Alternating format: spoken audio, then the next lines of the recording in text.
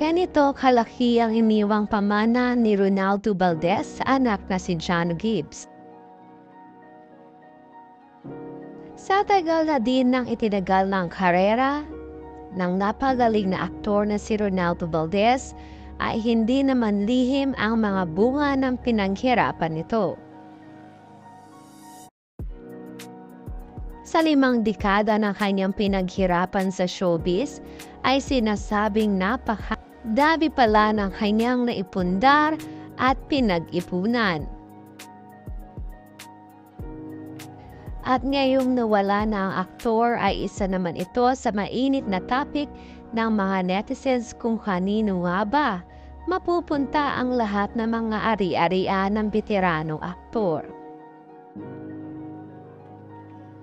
Lalo na't magpahanggang ngayon ay hindi pa nga klaro kung sino nga ba ang totoong may kasalanan ng kanyang pagpanaw.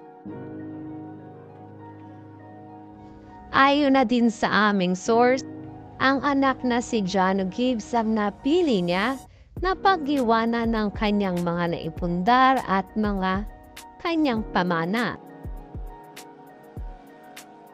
Isang mansyon sa Sampaloc, Manila, kung saan doon lumaki si Ronaldo. At ilan pang mga ari-arian na nakalista sa akto. Bagamat sa kanya iniwan ito ng ama, ay napagdesisyon na naman di umano ni Jano Gibbs na hindi ito para lamang sa kanya. Sa kanyang pamilya, kundi isi-share niya din ito sa kapatid niyang si Melissa.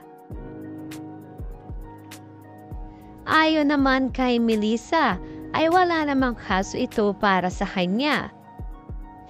Dahil alam naman niya na may dahilan ng kanyang papa, kaya sa kanyang kuya Jano ito iniwan.